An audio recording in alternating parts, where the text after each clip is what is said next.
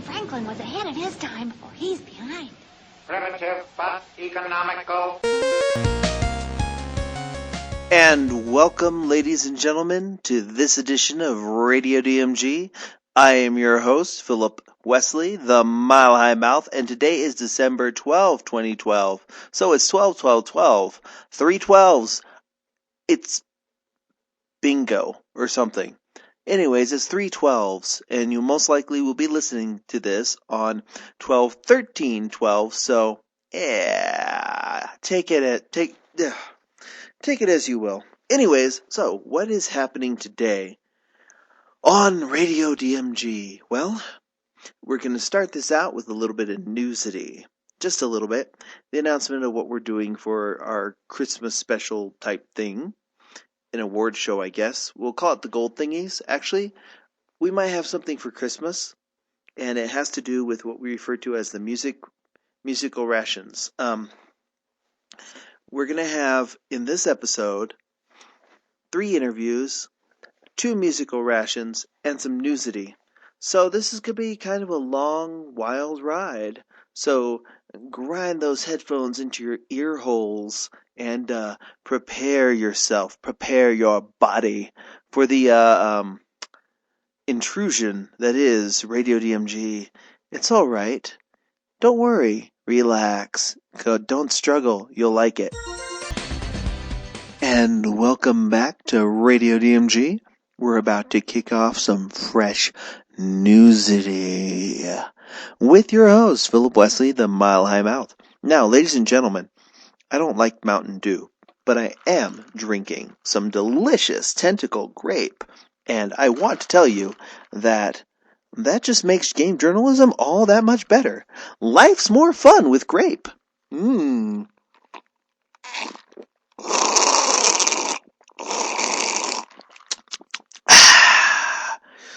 Since you can't really hear me drinking normally, I'm just going to slurp that. Slurp that. Excuse me. Sorry. But the best way to shuffle down those, tentacle grape is perfect for washing away some nacho cheese. Doritos. Doritos.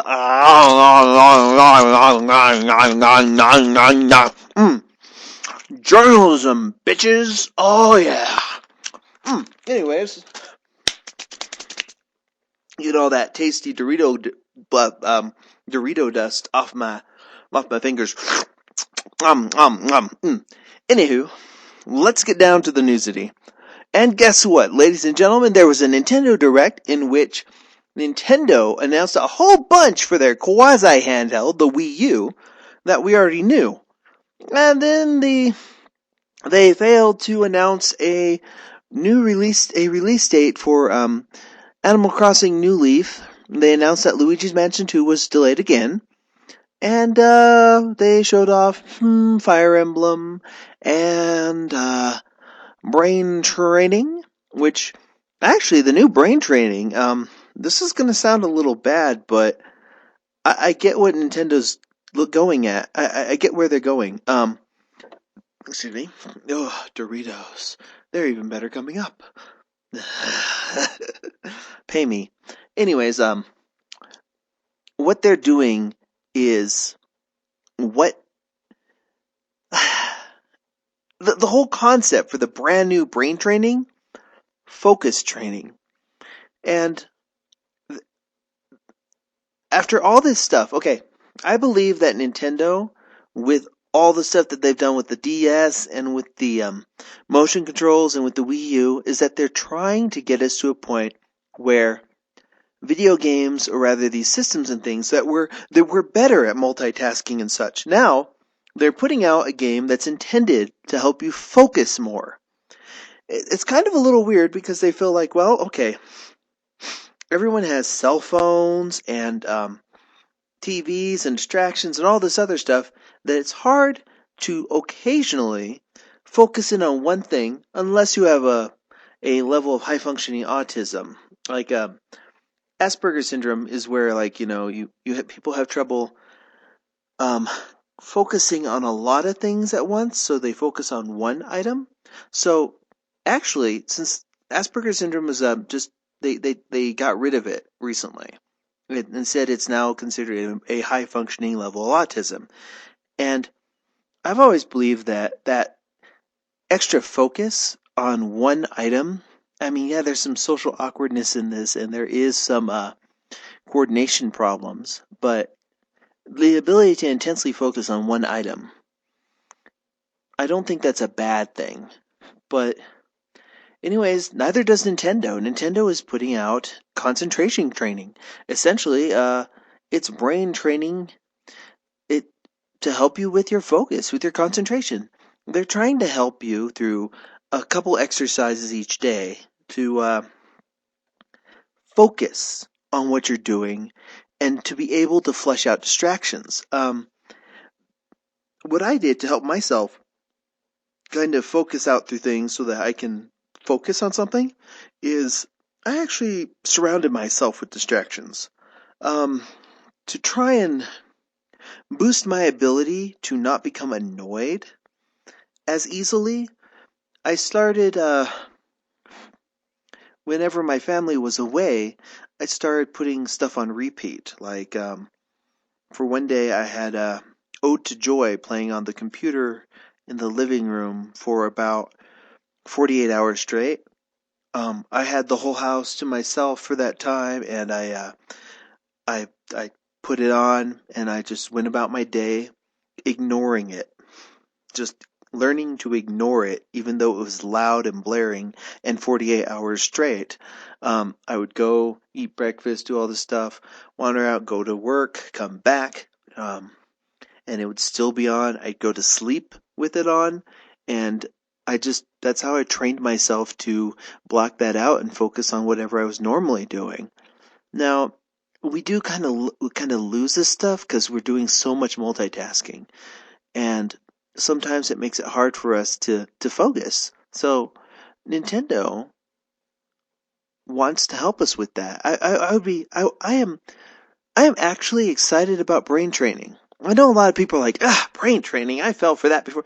No, there's nothing wrong with brain training. Brain training is a good program. It's like Wii Fit. If you use the program, it's a good thing. Now, with this new one, focus training, I would really like to see how people with certain types of high functioning autism use this software. I'm actually pretty excited about it, and I'm looking forward to playing it, or rather using it. I need to start I wish that they put the original Brain Training and Brain Training 2 as like some type of downloadable thing for the Nintendo 3DS so I could have them on there because I would use them.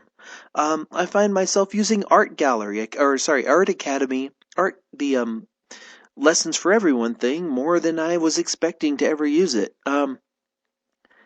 I find that these little productivity things actually are fun and they're interesting to add to a routine.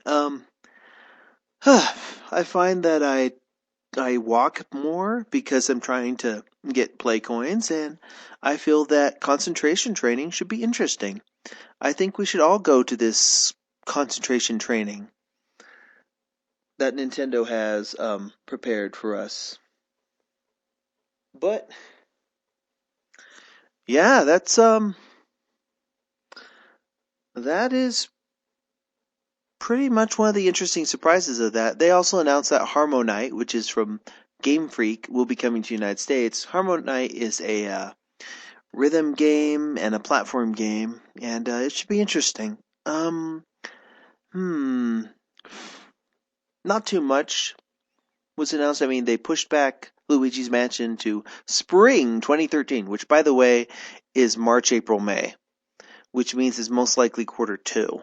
So, when I was looking at this, I'm like, okay, we have Brain Training, Concentration Camp, and Fire Emblem in February. They didn't actually announce anything for 3DS in January. And as far as I can tell, there doesn't seem to be anything in March for the 3DS. And I was just like, wait, weird. they're still insisting that Animal Crossing is first quarter 2013. First quarter 2013 is January, February, March. So, either January or March will be Animal Crossing, unless they update that and say that it's delayed. It did get delayed into quarter 2 2013 in Europe, which is April, May, June. I know, right? Yeah, this is January, February, March, April, May, June, July, August, September, October, November, December. Yeah, those are your 4 quarters, although in Japan there's only 3 quarters, and that's weird. But anyways, yeah.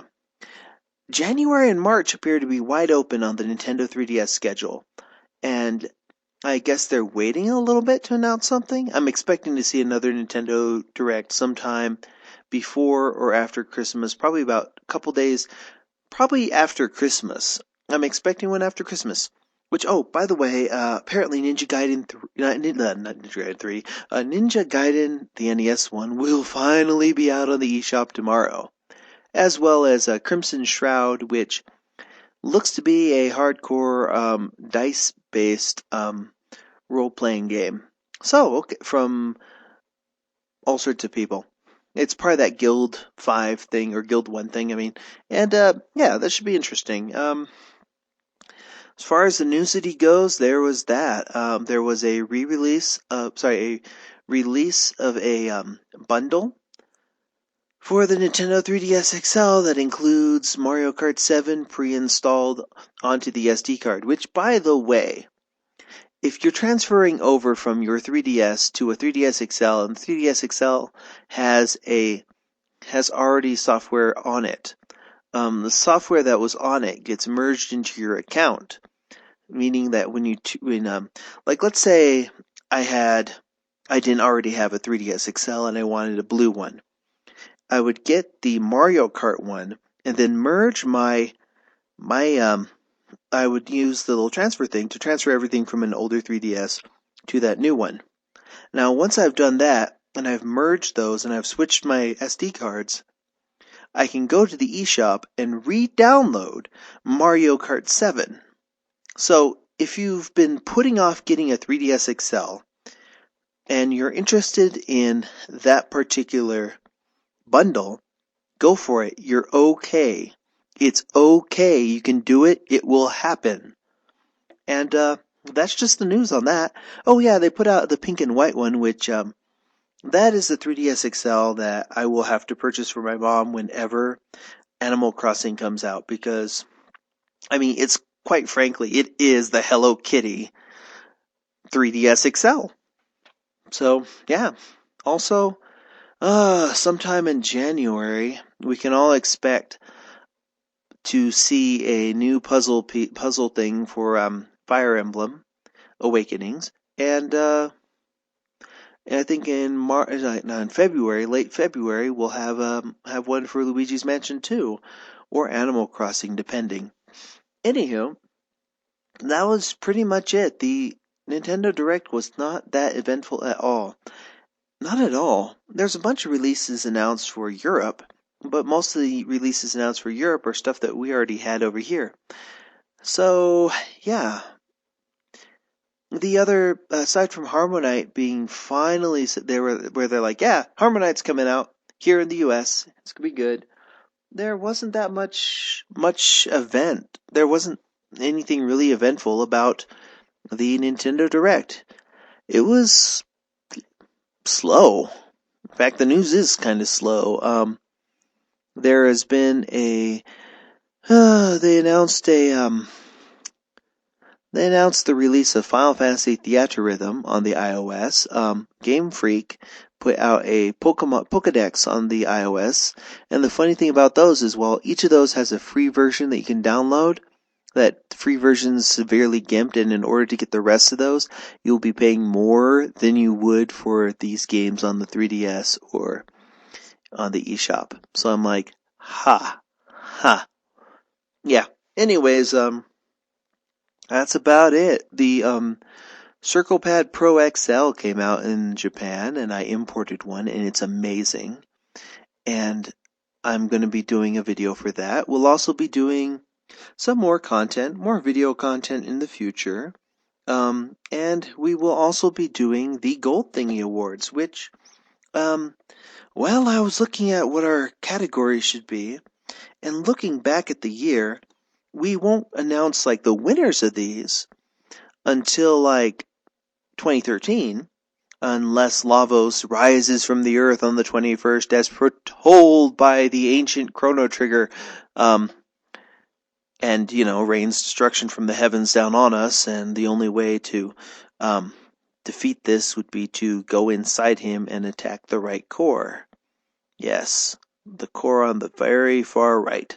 You have to get rid of the middle core and the left core in order for it to lower its defenses, and then just wail upon it with triple kick, or better yet, move Robo to a certain point in your party so that you can cast double level bomb on just that core, taking it out within a matter of turns.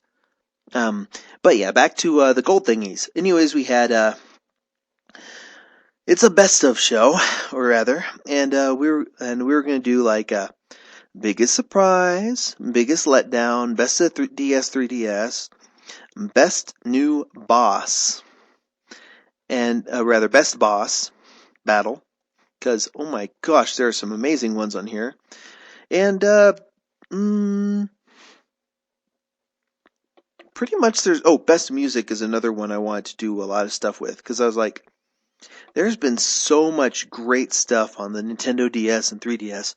Well, not so much the DS. I mean, there was Pokemon Black and White, too.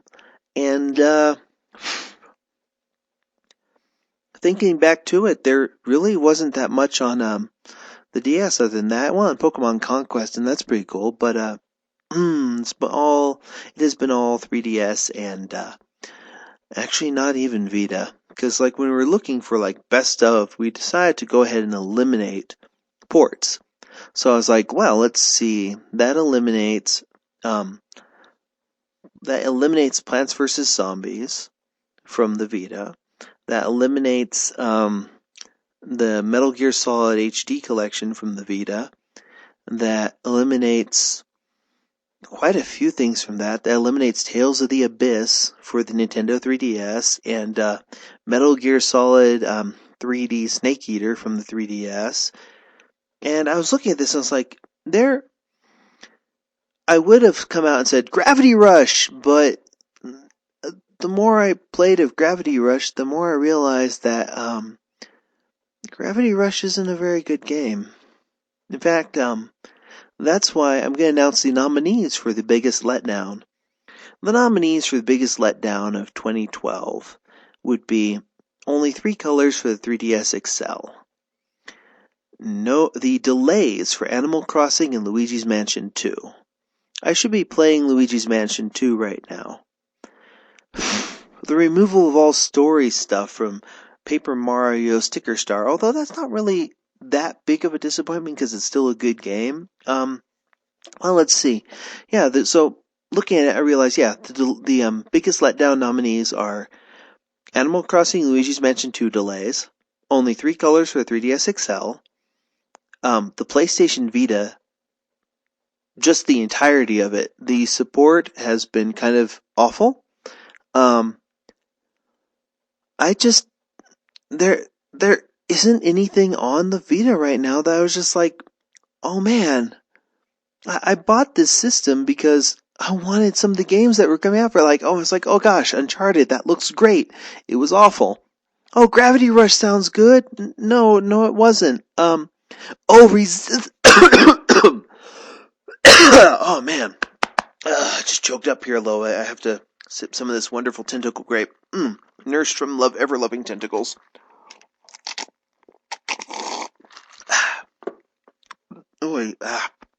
Anyways, resistance for the Vita. I was like, yeah, I liked Resistance Retribution.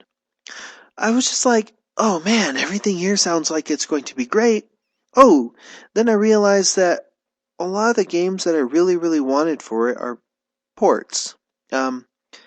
Mortal Kombat is good, but it's kind of a gimpy port of it. Rayman Origins, also a port.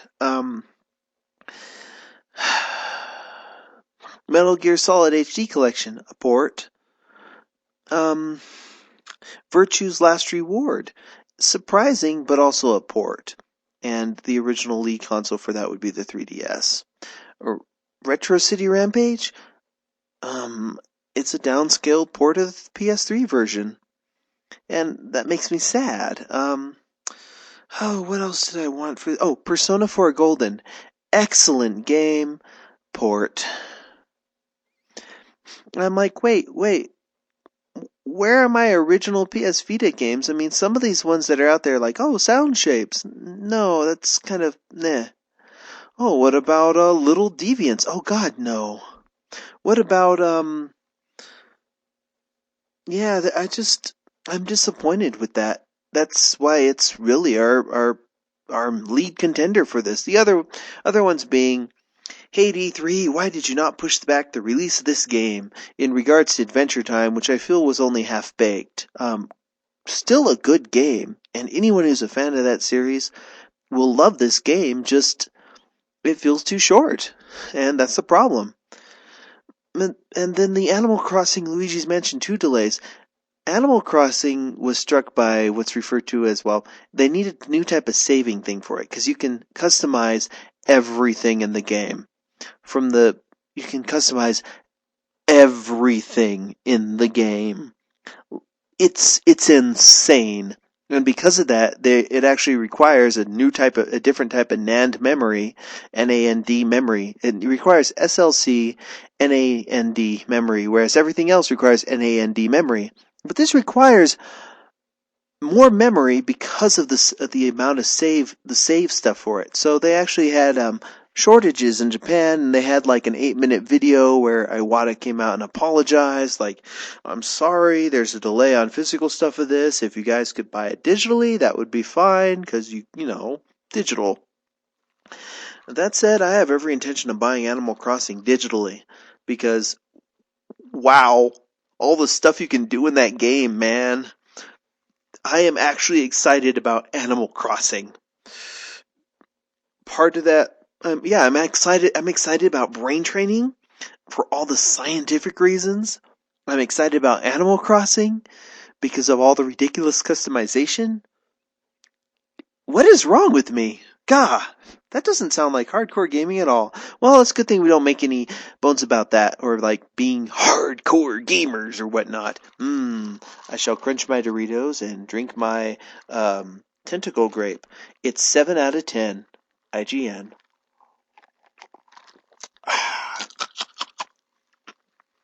Ice. Anyways, back to the newsity. The other ones were like biggest surprise. Cave Story for the eShop to me was a bit of a surprise. And then the split version of Ikachan, and then the announcement of Shantae 3. I'm just like, yes! The extra levels for Mighty Switch Force, Mutant Mudds, and New Super Mario Bros. 2, and most of those being free? That was just a complete surprise to me. Splitting up Guild 1 for the US, that was a surprise. The stand that comes in with Kid Icarus, I ended up buying another one of those because it is one of the most useful things it is useful. I was like, I can achieve better scores with Elite Beat agents with this thing. This makes so much. Why wasn't this released before? It makes so much sense, especially on games that just use a touchscreen or expect you to have the cradle in your hand or whatnot. If I'm sitting down at a desk, I can just be like, I can pull out the little stand there and do this. Or if I'm actually messing around with like Nintendo Video or Netflix on the thing, perfect. When I use it on the Vita. I use my Vita mostly for Netflix and stuff like that, and for podcasts and things. And I just set it up there, and the stand is amazing for that. The CirclePad Pro was a lot more comfortable than I was expecting. The CirclePad Pro XL is amazing. It's got these contoured grips to it. You can actually sit the CirclePad Pro XL on the stand, and it works. It was just like, so much of this stuff was so good. I was really surprised with that. With Art Academy, it's amazing. Just good stuff. I don't know why they didn't put out the stand before. That was, to me, a bit of a surprise that I actually liked that. Also, with all the stuff that people were saying about, like New Super Mario Bros. 2, after getting to play it, and spend some time with it, thank you, customers, I have to say that I appreciate it. It's actually pretty fun. The little Coin Rush stuff is pretty cool. I have Street Pass data for Coin Rush, and I don't even own a physical copy of the game. Anyways, yeah. But yeah, some other stuff, like when they announced Crash Mode, that was a bit of a surprise to me, and it's good stuff. But yeah, the surprises were, like, the best version of Cave Story, and then, like, extra levels, extra content. I like that. I like that a lot. When I was going through, like, Best of DS, 3DS, there's a whole bunch of stuff that's eligible this year. I mean, things like, for me anyways, I really liked Fun Mini Golf Touch, Mutant Mudds 3D Classics Kid Icarus, which I'm not counting as a port because it's been rehashed to death to the point, and I'm not rehashed, I mean, it's been cooked differently. I almost didn't have it on this list because it is a 3D, because it is Kid Icarus underneath it, but they've added so much to it. It's essentially let's pretend they put Kid Icarus on the Super Nintendo instead of the NES. That is what the 3D Classics Kid Icarus is. But that'll probably not stay on the list because, it still kind of counts as a port. Anyways, stuff like Dylan's Rolling Western was surprising to me.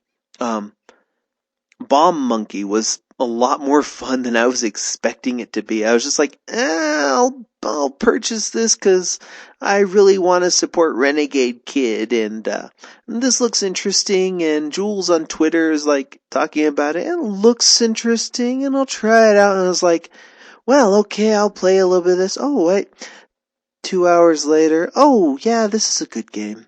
That was good. Also, some of the stuff like, oh my god, Kid Icarus Uprising. Right now, okay, let me just say right now that the top contenders for Game of the Year, in my opinion, for Best of the DS and 3DS, are things like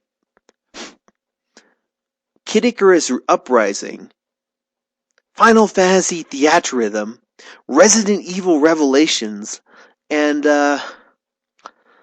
well, I really, really like Mutant Mudds. I mean, I beat it, got everything in it, and I'm working through the CGA levels that they added. And yeah, that is one tough little cookie. And it's been a little tough for me to review the game because I like it so much. That's kind of a problem. But yeah, I mean, oh my gosh, the amount of goodness. Like, for example, Harvest Moon 3D, A New Beginning. Really good game that I actually have not gotten to try any of. I'm almost tempted to, I don't know. Dang. Because, well, apparently, it's a Harvest Moon where you're building the town around you. You can customize your characters in a whole bunch of different ways. They added and fixed a whole bunch of stuff that people complain about in Harvest Moon. It's just, wow. Had I known all that stuff was in that new one, in Harvest Moon 3D, A New Beginning, I would have special ordered 2 copies. Not special ordered. I would have pre-ordered two copies of that so I could actually get to play it. Because the amount of stuff that's in there, it's like the perfect appetizer before Animal Crossing. So if you're still sore about Animal Crossing, you should probably pick up Harvest Moon. Anyways, stuff like Virtue's Last Reward. Okay. Before that game came out, I hadn't finished all of 999 yet. I'd gotten the bad ending, one of the bad endings, the axe ending. And I was like, well, okay, I'll try through again.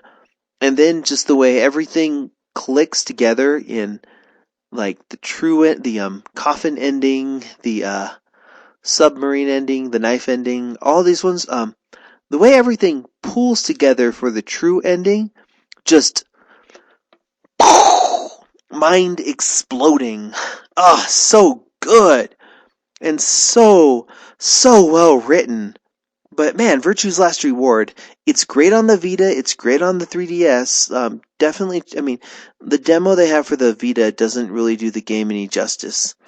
And there's no demo out here in the US for the 3DS one. But The voice acting, for one. It's so great. Not a regame! Ambidex edition! Oh god. It's,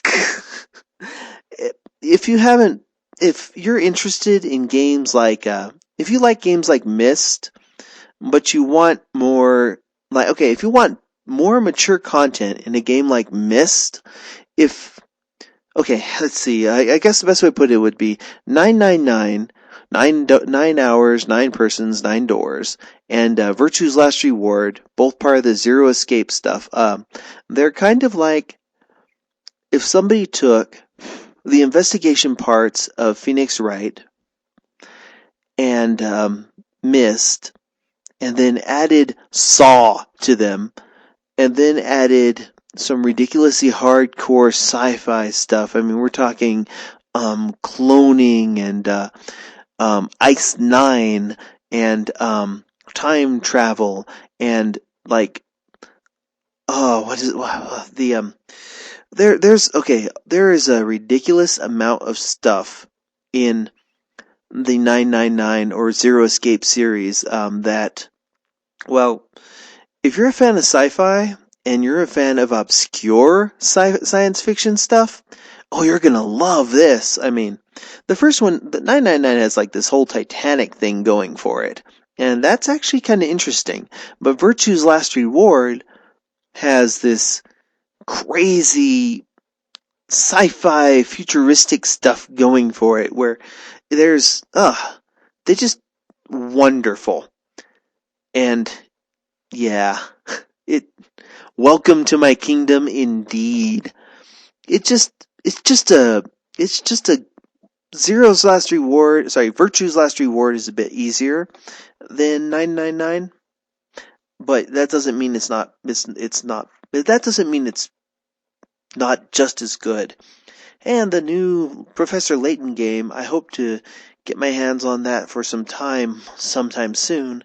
But that and Style Savvy, Trendsetters, which here's one of the best kept secrets about the Nintendo DS and the Nintendo 3DS. Style Savvy is actually really, really good. And the second Style Savvy can kind of help you learn how to dress yourself if you're a guy. I mean, because there's a part there where they go over guys' fashions, and it turns you into a little Anna Wintour type person, or however you pronounce her name, whatever. But, at first when getting into it, I was like, well, maybe it's, first I thought it'd be kind of like this is a fashion game, blah, blah, blah, blah, blah. Turns out it's not a fashion game. It is a retail simulator. You put together your own fashion place, but you also run your own store.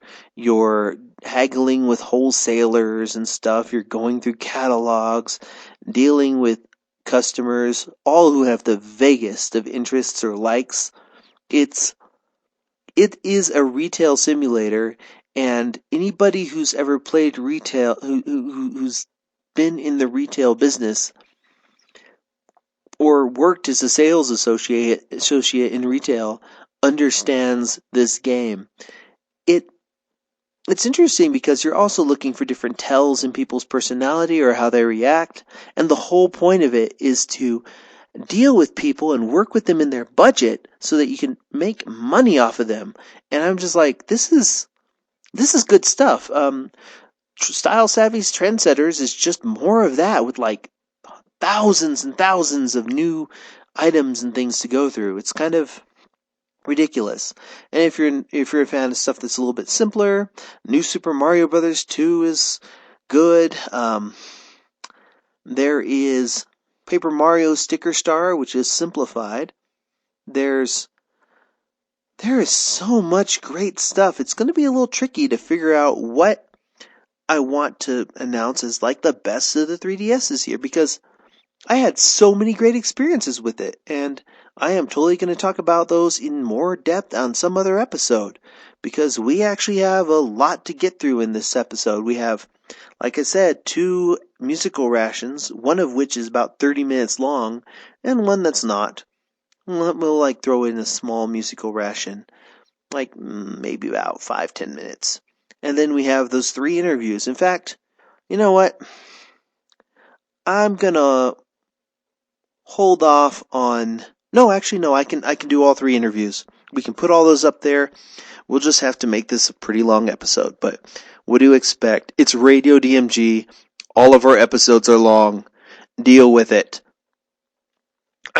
So, yeah, we were I was looking through that. I'm like, oh man, best boss battles.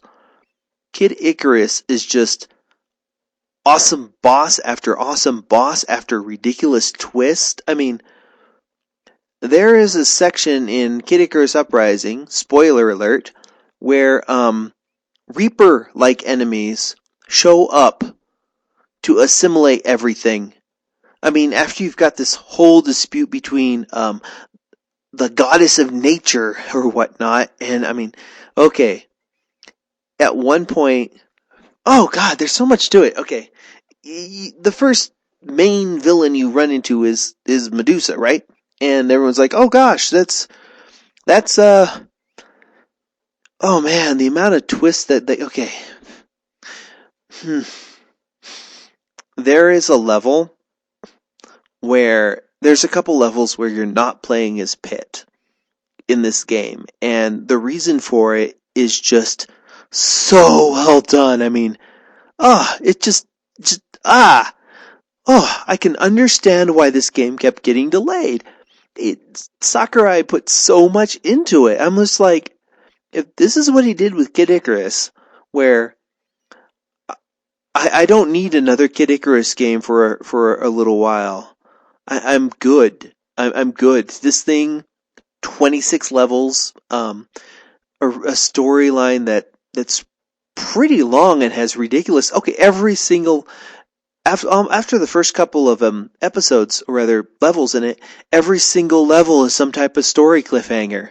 I mean, we've got like after it looks like you're into the final battle with Medusa, turns out she's not really in charge, and this ridiculous dude is there, and then this other thing shows up, and then like the Reapers from Mass Effect 3 show up, and then like nature goes berserk, and you're facing off against all this other stuff, and then things happen, and characters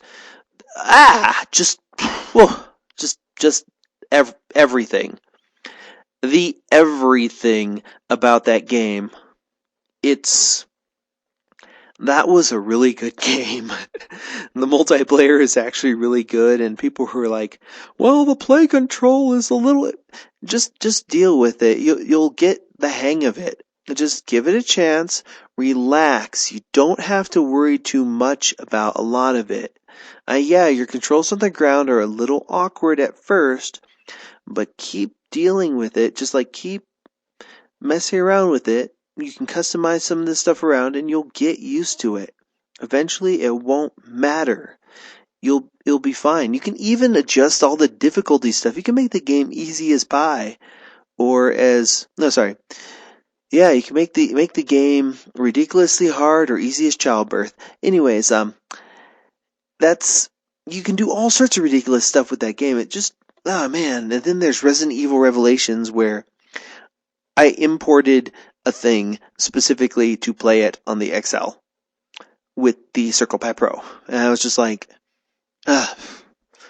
oh, thank you. I had all sorts of coupons with PlayAsia. I was like pretty surprised I still had stuff with them. I was like, hey, I had ordered so much stuff from them before that I had coupons. It was weird.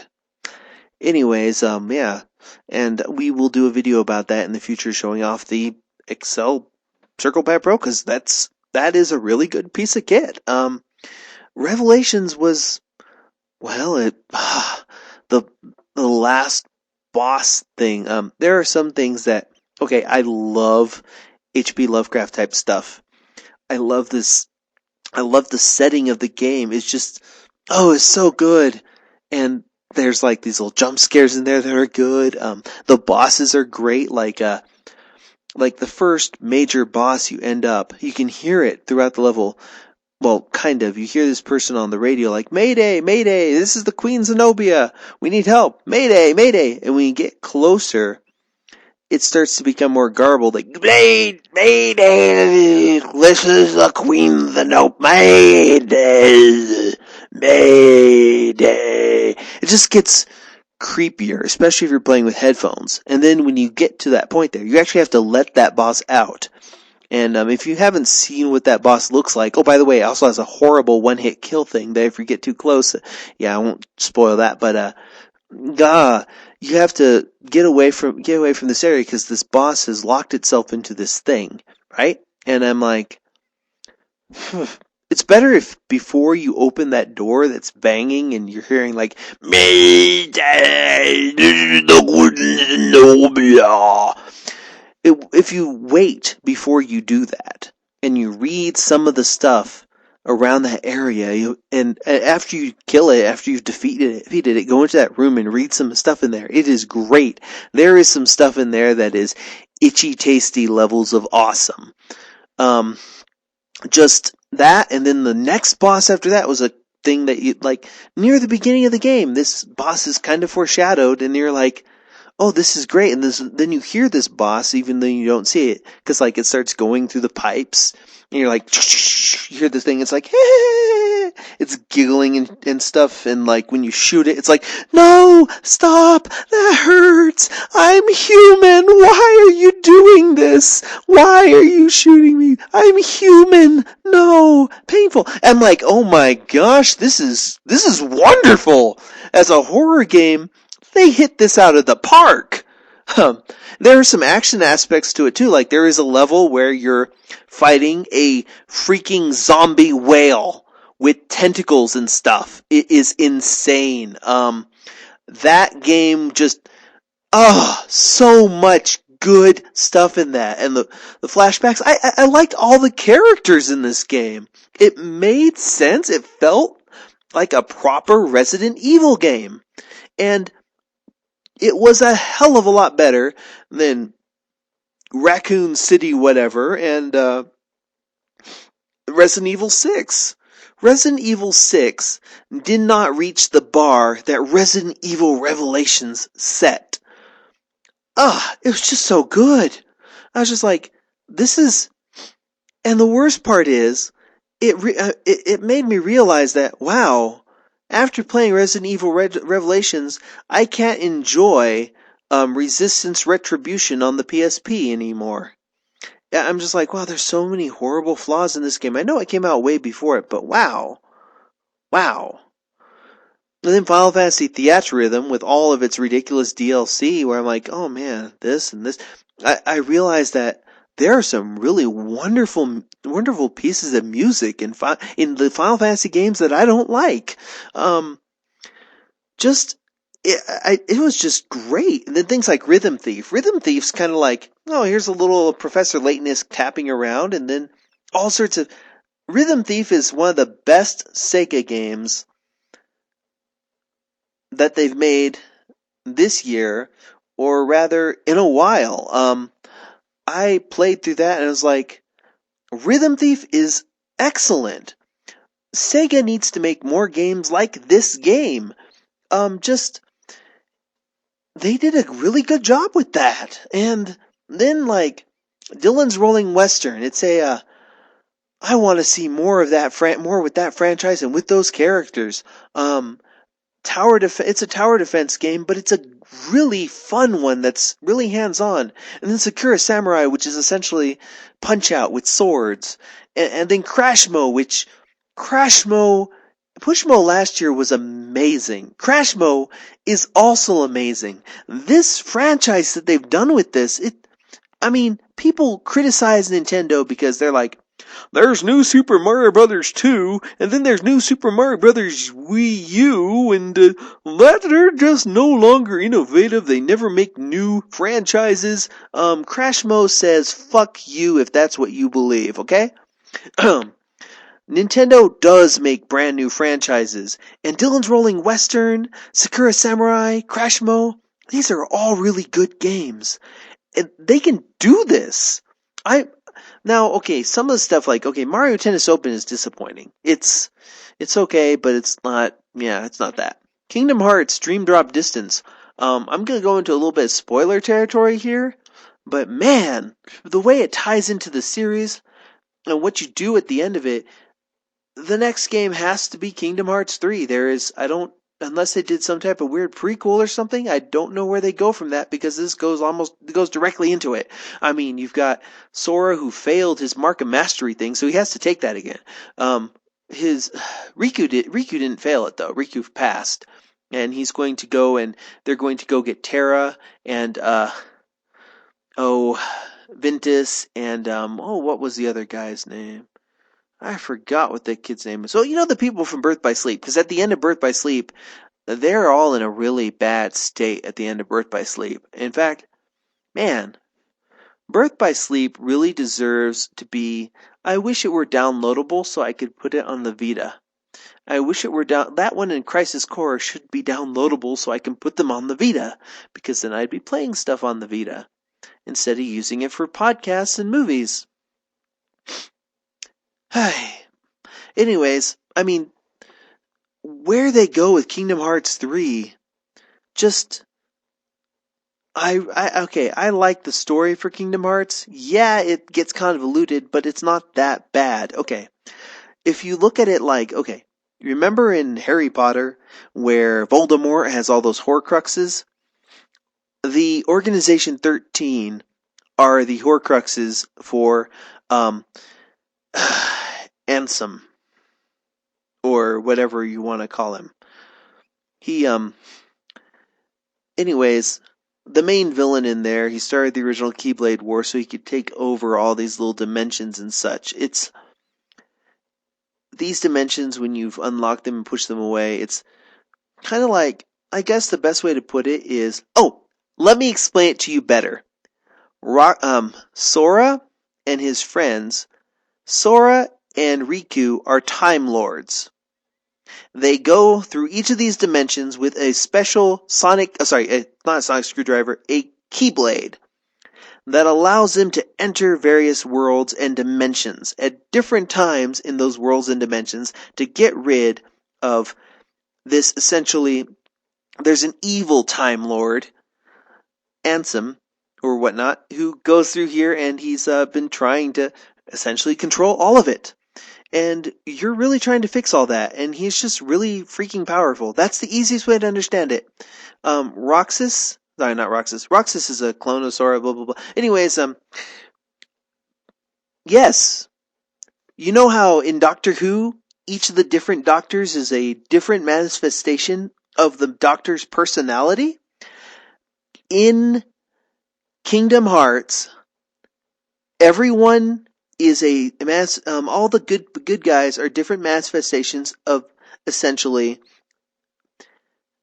different character aspects. I mean, okay, I think I'm making it more confusing. Okay, here's the best way to put it. Yeah. Sora is a Time Lord. And so is Riku. And they're Time Lords in training. And their point is to go through these different dimensions and times and fix what once went wrong. Or fix what's wrong and drive out bad Time Lords.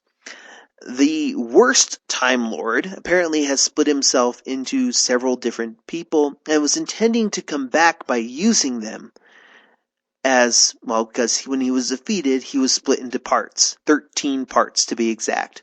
That's Organization 13. And, well, that's what they're trying to prevent. They're trying to, Sora and Riku, these Time Lords, are trying to prevent the evil Time Lord from regaining his evil Time Lordishness. And that's really it. That's the whole story behind Kingdom Hearts. It's really Doctor Who. That's really what it is. And if you're just like one of those people who just like, what? What? Okay, chillax. Good. Other stuff, oh my gosh, Final Fantasy Theatrhythm. Going back to that, oh man, I spent so much time on that. I think that might be one of my favorite rhythm games ever. Oh my gosh, it takes stuff that I like out of Elite Beat Agents and other types of games like that, and uses them in a way that makes sense. But yeah, we're gonna have the Gold Thingy Awards, and we're gonna have some Christmas special type stuff like we did last year, and yeah, that appears to be it. I know I kind of rambled on for a bit, and we still have a lot more to go, so let's get on with the features. I might just do back-to-back interviews. Well, no, I'm not. I'm gonna split them up between musical breaks, so yes. See you in about an hour. Oh my gosh. Hi, and welcome back to Radio DMG. I'm your host, Philip Wesley, the Mile High Mouth. I'm here at Non-DesCon 2012 with Chris Kaysen. So, Chris Kaysen, we already talked to you before, last year or so. So what have you been up to? Well, I've been doing more anime and more video games. So I guess I would say more of the same, although I'm trying to work on getting into things like, as I said, more video games, narration, industrials, things like that, outside of just anime and video games. Mm-hmm. But definitely anime and video games, for sure. What are your current projects? Well, let's see, the ones that I can talk about, you mean? Probably, let's see, in terms of video games, I can talk about Street Fighter Cross Tekken already happened. I was Mega Man in that, otherwise known as BBA Mega Man. Mm-hmm. And then Borderlands 2 is coming up, actually this month, and I like 5 characters in that. Some of them have really funny character names, and they're all really funny characters. That looks like it's going to be a great video game. I mean, 1 was incredible. And as far as, let's see, what can I talk about? Well, I can talk about Aria, the Scarlet Ammo, which is actually, I believe, premiering here, and I'm about to talk about that. So I can talk about that one. Okay. What's that about? Gosh, it's about it takes place in a high school where kids are being trained to fight off. Never mind. I'm gonna butcher. I'm gonna make it sound not good, but it's very good, and I'm not gonna butcher it. But, yeah. Okay. You just want to make sure they fight something to collect animals. There are good people and bad people, and they fight, and then it's really awesome. And there's fan service. Oh, okay. So yeah. Panties and cleavage and stuff. Oh my. Oh my. Oh my. Oh. So you're back at Non-DesCon this year, of course. And what do you think of the convention this year so far? Well, it's great. This is, as I said at opening ceremonies, this is one of those cons where people wait all year to go. It's an event con. There are, I think, over 21,000 people or more, and it's so well run, and it's just an amazing convention that I look forward to. As soon as I got the invitation, in fact, I wrote back the email, I was emailed the invitation, and then I wrote back in record time. I said, you sent me this 2 minutes ago, and I'm telling you yes right now. And I guess that was in February or something of this year. I love this con. It's great. I love the town and the con, so it's perfect. How do you feel the convention has changed from last year? Well, let's see. It probably, I guess it always depends. New whether it's new guests or new attendees coming in. I asked a large group of people at opening ceremonies, how many people have never been to this con, and I would say a surprising amount in that full ballroom raised their hand. So I think a con is only as good as the people who go to the con. And so I think there's a lot of new blood this year, which is great. So it's kind of a good combination of old and new, and I think it's a great recipe for awesomeness. Mm-hmm. So what have you been up to aside from the voice acting and the producing and stuff? In other words, I'm asking you a little bit of a literary question, like what have you been up to? Been reading, watching, that type of thing? When you actually have spare time. When I have spare time, what do I do in my spare time? Well, since last year, I've not developed new hobbies, but I still play. I still sing and play instruments. Music is really the thing that I enjoy the most. So I'm still playing that. And luckily, like the guitar, for example, it's like the internet. You can never say I finished the internet, and you can never say I've now finished playing guitar, because there's always more to learn. So I get a lot of enjoyment from that. I think it's also, part of the enjoyment is probably stress relief, really. It's probably, instead of scream therapy, going into a room and screaming, it's probably me just playing guitar, which is probably better. So that, yeah. Especially better for your voice. Well, look, I've called, when you record and you're doing a lot of fight reacts or things like that, I do call that scream therapy. If you've had a bad day, someone cuts you off in traffic, go into a room and scream in a game and leave, and you feel better, Mm-hmm. And there's even a check involved, which is, that's double awesome. Yeah, yes. Sure. So, Well, what do you think? How do you feel that Denver has changed since you were last here? Well, now that I would be unqualified to answer only because last year, I mean, I not unlike a baby swaddled in a blanket taken from room to room, I came into the hotel, and then I went to a couple of restaurants for dinner, and I went back into the hotel. So it was difficult to take the temperature of the city. I can tell you that Casa Bonita continues to be awesome, although not in Denver, I don't think, but close. But I don't know. This year I saw more of Denver, or more of Colorado, period, than ever before. I got to go to I went up to Estes Park to see the Stanley Hotel, which fascinated me because, it's where Stephen King got the inspiration for The Shining, and it's supposedly haunted, has great history to it. And then I went to the Rocky Mountain National Park, and for me, I mean, Dallas is in the prairie, so to see a mountain is a novelty to me, as is snow. And so to go, almost 3 miles up in the mile-high city was spectacular. And I got a book. Actually, if I may, I'm going to have this out. I love it. I'm going to have it out for my autograph signings. My souvenir is a book entitled "Who Pooped in the Park," and I'm very proud of that. So, thanks, Rockies. And I'm proud to say I did not pass out. I did not. The altitude did not cause me to feel woozy or pass out. So I'm actually very proud of that. Mm-hmm. You drank enough water and stuff. Stay hydrated, that's what they say. Absolutely. But I also figured, if I do pass out halfway up this mountain, oh well, there's nothing, next to maybe a helicopter, there's no way I'm really going to get help anyway, so I better just, wait to the top. And when we got to the top, there was a restaurant. It was just really cool. I'd never seen that before. It was beautiful, so. Mm-hmm. So, do you believe in hauntings, in ghosts? Well, I've decided to not be closed off to the idea. Maybe even just because it's more fun to think there is stuff like that. But I put it this way: I love scary stuff. I like scary movies, and I like Halloween. I like haunted houses where you pay money for some guy in a mask to jump out and say boo. I love stuff like that. Scary rides, like dark rides and stuff. So at least during for example, the Stanley Hotel tour, I allowed myself to believe in it to really get the most out of it because I wanted to get freaked out, and I did. So, I was crawling around in this crouch space in the basement where little children are often heard to giggle. And I have a picture of me crawling out of that. So, at least for an hour yesterday, I absolutely did. Mm-hmm. It's fun to believe in things. It is, Bigfoot, UFOs, whatever you like. Mm-hmm. So, what if, aside from the book, why did you pick up that book? Because poop was in the title. Oh, yes. And I'm 7 years old, and I saw that because anyone can get a snow globe, anyone can get a keychain or a T-shirt that says "I climbed the mountain," which I saw. I thought, but this has Rocky Mountain National Park and the word "poop" next to it, so done. Take my, shut up and take my money. So, aside from your voice acting and everything, have you done anything else, like any live action anything lately? No, I haven't done any live action stuff. It's all been voice stuff. Although I used to do some live action stuff, and I'm not opposed to getting back in it.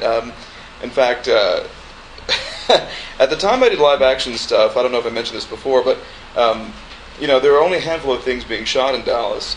The Dallas TV show, of course, had long since passed, although they are doing it now for the new one. But at that time, there was Wishbone. There was, yes, it's a very polarizing topic. The little dog was Wishbone. There was Barney, hold for applause. Oh, crickets. And there was Walker, Texas Ranger. And commercials and stuff, too. And I did some commercials, and I was an extra on Walker. And I did see Chuck Norris walk past the extras eating food. And, I saw his high-heeled boots and his sweet beard. So that was cool for me to see. So it's been a while, though. Since that time, no. And I wasn't scared off seeing Chuck Norris. I would do more, but I've been so busy doing voice stuff, I just haven't yet. But I would. Mm-hmm. I don't think we asked you about, no, actually, I think we did ask you about the challenges of video game voice acting versus anime voice acting, right? Because I don't remember what I had for lunch yesterday. I don't know if we covered this topic a year ago, but just in case, I would say they are different. But I'll say the road is very similar. If you've done anime voice acting, the things that you would do to prepare, or even the recording style is very similar. So I can see where video game recording would utilize a lot of anime people because it is so similar. A lot of people I've talked to, voice actors, they prefer, in some cases, prefer video game acting because you go into a room. Typically there's no flaps to match, so you're not imprisoned by the flap movements of the mouth. It's a much shorter session, and it's fun, and it's more money. So it's sort of like an efficient version of recording for anime. But then the counter argument would be anime is cool because you have more of an acting investment. It's that you come in for months at a time. You have a character that goes through different character arcs and changes. I mean, there's typically 26 episodes, so you live with that character longer. So I can see there are two sides to that, but I'm just interested in doing more video game work because I haven't, and I like to challenge myself, and so I'm really enjoying it so far. And going back to video games, you mentioned you had a lot of fun with Borderlands, and Borderlands 2 comes out this Tuesday. Right. Probably it'll be out by the time people hear this. Would you be willing to give us like your gamer tag or PSN number or like name? Do you play online? No, that's the thing. My spiel about that is I'm not much of a gamer, and I'm not good enough. If I were to play the game, I'm not good enough to get to me in the game because I would just die or give up or something. But I'm looking to do that, and because I like scary stuff, I think my gateway drug, so to speak, my inroad to video games would be scary games where you turn the lights down and the volume up and just get freaked out as you play. Like Resident Evil or Silent Hill. Exactly, that kind of, and that I'm really interested in doing. So I need to investigate those. So I think I'd really like those. So yeah. So what would you consider your favorite scary items, like Stephen King or any of his stories, or what would you consider your favorite? Cujo. Yeah, scary or horror stories or things. What a specific. Do you like Cujo? No. You hate Cujo. What about the movie Cujo? No. I haven't. Oh, I saw that one. Man's best friend. Yeah, it's very Cujo, right there. Yes. Boom. Well, I do like Stephen King. If you say you like Stephen King, then the Dean Koontz fans get upset, or vice versa. There seems to be like a Star Trek, Star Wars rivalry between those two. But I think you can like a scary story is a scary story, and I love them, and I like scary movies too. I'll go see the worst scary movies just because I like the schlock aspect, like the movie Cujo, for example. But now I'm traveling so much that it's cool that I actually get to go to the places where they were either inspired or filmed. Like for me, going to Stanley Hotel, the place where Stephen King encountered essentially ghosts, and he encountered ghosts, and he felt, it was the end of the season, nobody was there, he felt alone, and there were ghosts, it was creepy, it inspired his book, The Shining, and of course the made-for-TV movie of The Shining was filmed there. So now I get to go to places like in Oregon. I almost got to go to the Timberline Lodge where the Kubrick Shining was shot. I missed that chance. But I have the distinction, though. I ate a BLT sandwich in the original Texas Chainsaw House, so I'm very proud of that. So now I get to go on like a horror tour, and I'm very, that's the best. Would you like to, have you worked on any horror anime? I'm trying to remember if you haven't. Oh, let's see. Well, there were some spooky ones. I don't think they were straight up. I was involved in Hellgirl was kind of spooky, and there was. But I ended up playing a lot of monsters and stuff anyway, so often I'm the spooky one in the thing, which is great for me. I love playing creatures and monsters. So that's one of the cool things about voice acting and working in anime is I can't be a convincing 30-foot monster on a stage, but I can in anime. It's just me screaming with a pitch shifter and instant spooky. Excellent. That's very much instant spooky because you're not exactly a scary person. I appreciate that compliment. You're welcome. No, it's like you've got him this whole beard thing going here, this whole fuzzy little teddy bear thing, and the hat. Right, ladies and gentlemen, he's trying to say I'm adorable, and no, I don't know. It's true. I don't want to come across as being scary, certainly, but I like to be scared. And by the way, I'm not brave whatsoever. I will pay, like around Halloween, I'll pay money, go to a haunted house, and I will curl up in this ball and slowly walk down this. But I want to get the full effect of when you pay your money, I want to get totally scared. So yeah, well, this has been a really creepy edition. So actually, I guess since we're getting closer to the end of the interview. I have a real quick question. When fans approach you at a convention, how do you feel they should approach you?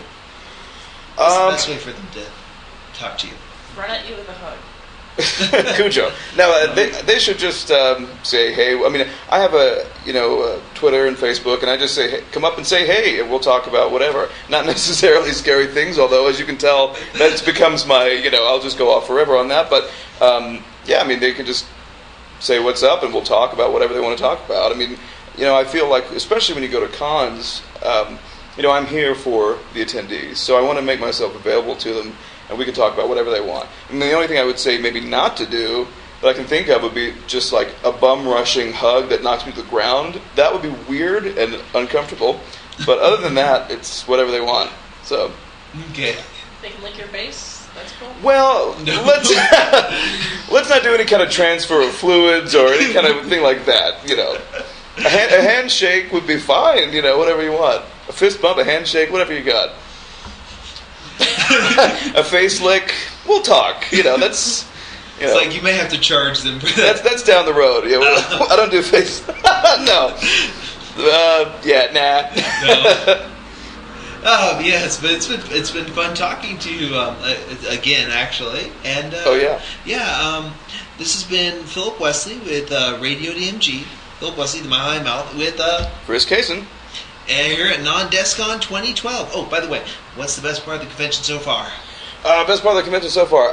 Well, so far for me, I've only had opening ceremonies, and that was amazing because it's just overwhelming the amount of people. But so far, I've seen some incredible cosplay. I'll say that right away. I mean, the halls are, the lobby area and all these, it's just packed with people. And I just love the imagination, and it's been amazing to just people watch, as usual. Oh, yes. Well, anything you want to pitch before we go? I guess I could, let's see, on Facebook I'm at, there's a Facebook page that was made for me called Chris Kaysen's Anime Chuckle Hut, weird title, but I'm on that a lot. And also on Twitter I'm at Kaysen World, so, come say hey virtually with no face licking. Oh, yes. Well, thank you very much for the interview. And to our studio audience, good night. Say good night. Good night.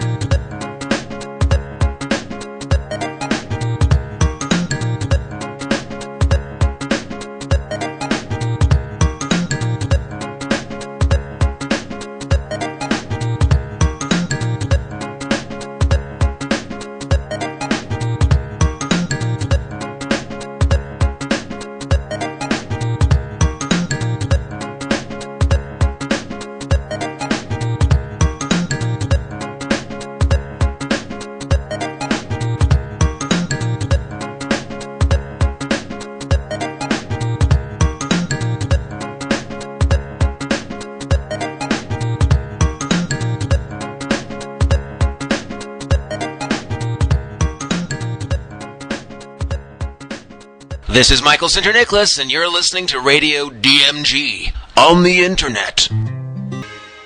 And welcome back to Radio DMG. I'm your host, Philip Wesley, the Mile High Mouth, and I'm over here at Non-DesCon 2012 with... Lolita Dark. So, who is Lolita Dark? Who are you guys? We are... What do we... You put it perfectly one time, and it's on our website, so you have to remember what you said. I can't remember things I say right. Go ahead. I don't know. Which one? Is this live? Yeah. Oh, no. Okay, cool. You can pull up our website. We are a mixture of bunch of semi kind of like wounded adults that never wanted to conform to society. Conform to society. Conform to society. And go to carousel, no? Yeah. We always just like our belief is the always be true to ourselves, and not to be swallowed by the Which website is this? It's called lolitadark.com, I believe. Oh, yes. Yeah, that's our motto, and Patrick has something to add to that. We just take all of our eclectic influences and kind of just bring it together, just to make this Melting pot yeah, styles. it's really like a really unique sound. Maybe if you look at it in a small scope, it sounds a lot like LA, but like in its entirety, it's very different. We have a lot of Japanese influence, anime music, and a bunch of just like punk rock influence and progressive influence. And it just all mixes to what we like to play. So, who are the band members of this? I was just going to see if I could get you guys' names across the row here. My name's Rain. Bass player. I play bass. Bass. My name is May. And you play? A vocal. And She does And keys, keyboard. right? I'm Ray, vocal and guitar. Joey, drums. Patrick, lead guitar. Excellent. So, how did you guys form your band? Whose idea was this? Good question. Well, we actually have another band called Dig Jelly, and we have been playing, Anime Expo and BMX and stuff like that for years. And it's the three of us, the bass player, Yeah. her, and the drummer, me. And Patrick is actually subbed for us, the Dig Jelly Band. And we have guitar player Robbie Lochner, who is currently on tour as a lead guitar player with Great White. And I know Jack Russell's Great White, not the other Great White. Yeah. And so I've always wanted to do this thing where I am like so many people in one person, and I kind of wanted to have a band where I can introduce every aspects and influence of me into one thing. And What I've noticed about Reiko is that like songs just Ray, kind of come please. to her.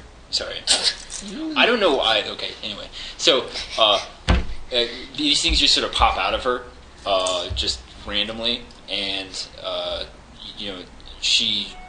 With our other band, we couldn't really do the Japanese lyrics. We couldn't really be as, I don't know, free as we want, as she needed. Essentially, She writes a lot. Because with Dig Jelly, we'd all write together, but she'd just keep pulling out these other songs, and it wouldn't fit with Dig Jelly. So we just started. We were recording. We probably spent a year just recording different stuff, and we have so much stuff we still haven't even released. And every time we can't ever finish anything, she's writing something. Already. Because there's always something new. Slow it down. Right now, we're backlogged with things that we need to still record, and we're still trying to finish up remixes of some of the tunes on the album. And I mean, we're already playing songs that we're planning on, I think, probably re-recording, but releasing soon. yeah, and so three of us, and then I forever wanted to get. Well, like I said, we played with Patrick before, and we've always liked his this ability to come up with something that, like when I write music, I come up with like every part, and sometimes it drives everybody crazy because they're great musicians, and I'm like, oh, I want this bass line here, the drum, and guitar, the lead, melody. But like we have this like silent like communication. The Patrick will always like come up with stuff that's like below my mind, like so tasteful and like great that fits right into that little spot that I left out. And then I always wanted to have a female vocal partner because first of all I had to have somebody in Japanese that can sing in Japanese, and then also my our other guitar player from Dick Jelly used to harmonize with me, but something about guy and a girl, it just separates so much. And I was always looking for somebody who is like has the sings in Japanese, speaks Japanese, and of course look Japanese, and from Japan, and who has this like similar vocal like tone as mine. And then I was at a karaoke one day. And we were at our friend's birthday party karaoke, and she was singing, and I was like doing something, and when she started singing, I'm like, excuse me, let me talk to you. And that's how she she joined the band. So you grew up in Japan? Yes. Mm-hmm. Born and have raised. you born and raised in Japan, and have you spent much time here in America? Yes. So Lolita Dark kind of draws from your experiences in both Japan and America to make for a multicultural, rather melting pot of a band or so. Yeah. So where does the name come from? Well, Lolita, there is the teenage prostitute version of the real Lolita thing, which I wasn't. But I did grow up really fast. I had to. No subsidized dating. Yeah. And then, and of course the fashion part of it, the Lolita fashion, and I'm from Shibuya, and so it's like everything, it was crazy growing up. Like I was gyaru, and the really black, white lips and white lashes and all that stuff, and then I wanted to like, and then Japan, there's a very like certain conservativeness in the society that and we are, because I was always different, and if I'm gonna be looked at different or like with like be pointed at, then I wanted to just go extreme and just like just whatever. So would you say that was like the ganguro? It's the Japanese style of blackface, essentially. So what attracted you to it was the extreme qualities of it? It's just that, like, I just wanted, maybe, well, first of all, yeah, and then, of course, it's like an attention-getting thing, too, and then, of course, I've always been playing music and stuff, and, when you're independent, the only promoter you have is yourself. So I'm constantly, like, walking, living, promoting. Shameless promoter. So it's like I would just go everywhere, just like the people would just like I have a reason to just even come up to people. It's like, hey, why are you looking at me? Like, let's talk. Reiko's rather unique. Since she moved here, she really hit the ground running, learning English, immersing herself in the culture, and she's rather fluent. She writes songs in both English and, this is the first time that she's really written in Japanese. Like, most everything else she's done in the past has been English. She released a couple albums, just all English. And this is the first time we felt comfortable enough to branch out in America with Japanese. We played a lot of anime and shows. Really thanks to, like, con like Nandescon and AX and PMX. We have a place that we can just, like, totally be ourselves and just, like, feel welcomed. That's what we were saying yesterday at the show. It's like, when I first came here and saw anime in English, I was like, oh my gosh. What was the first anime you saw in English? I think it was either Pokemon. Oh. Or, I think it was Pokemon. Yeah, in English. Or, like, Sailor Moon or something like that, right? Yeah. And then Naruto. But I started downloading Naruto in Japanese because I love the voice. The I voice seriously acting. thought I was gonna marry him, so I wanted to hear him in Japanese.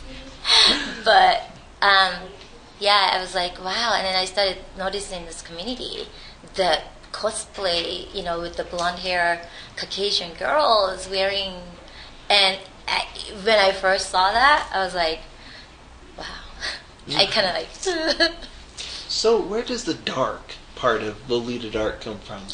As I said, I'm not gonna go into detail, but I had to I grew up.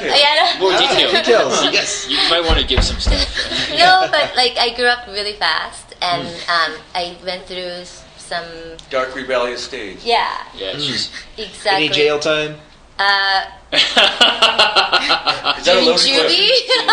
Juvie? Oh. Reiko was really young when she went through a lot of the stuff that she's been through. I mean, incredibly young. Frighteningly young. Hey! Kind of a love and pop situation. I'm just kidding. Well, no. Oh, sorry. Yeah, not so. I mean, just the band has learned much. I mean, over the years that I've played with her, you learn things about each other. But yeah, the darkness I think comes. I mean, if you listen, if you read the lyrics, if you kind of see where she comes from and the different places that she goes, I think you'll see the darkness. I have a couple questions about your album here. We have Tokyo Status. Why the name Tokyo Status for the album? I just wanted to make it on the nose, kind of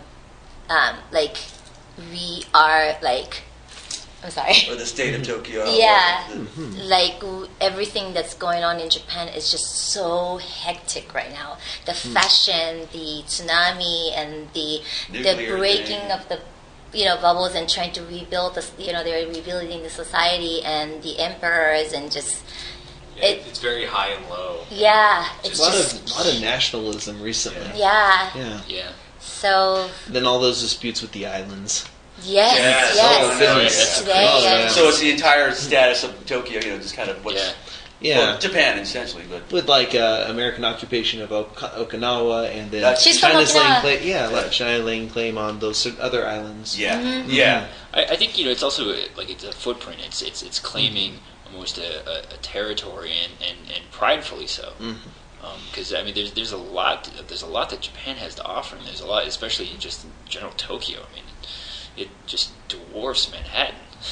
So you would say they're going through some mad times currently. Yeah. So I actually have a question about the song "Mad Times." It's the last track on your album, Lolita Dark's Tokyo Status, which they can purchase from your website. Yes. Excellent. Where did the inspiration for this song come from, and what is the message that you're trying to push through on Mad Times? That song was particularly written for the recent tsunami of 3/11 last year, and oh my gosh! First thing I called my mom, and of course I couldn't get a hold of anybody, my family, relatives, and when she called me, she's like, "Oh, I'm okay, don't worry," but I was so busy trying to get everybody into one car, everybody to carpool to go, all the strange. My mom is a leader type of person, and she was trying to get everybody carpool to back to their houses. And she said, I was at a shoe store and I got hit by so many shoes, and thank God it was my maid. It wasn't too heavy. She was making jokes, but I could hear the kind of sense of urgency in her voice, and I said, "Mom, you're coming. You're not gonna stay." And she's like, "Oh no, everything okay? I'm in Tokyo. Everything's okay, and your uncles and aunts are okay." I'm like, "No, you're coming." And so within a week or 10 days, my sister and myself got her to fly to U.S. and then after a while you start watching the news, and then you started learning all this stuff, and after the shock value fades away, you still, as Japanese, you still hear everything from Japanese news and our relatives, and I started writing the song to just really dedicate it to the families and the victims of the tsunami, and then especially that one person that stayed population 1 in the nuclear area, the state to take care of the animals, and that's the last. I don't know if you were at the show last night, but that was the last picture. Yeah, second to last picture, you saw the man with the dog, and so everything about that song is for that. The events, the whole event. Is it just a culmination of your feelings and thoughts of it at the time? Yes, and throughout the time. Yeah. Still, I get really emotional. Like last night, I was singing in Patrick, and I noticed this girl was at the front row, and she was like crying, and it's still like very surreal again.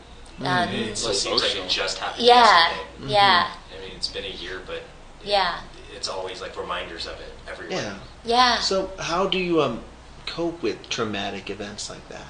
I am so used to coping with traumatic events.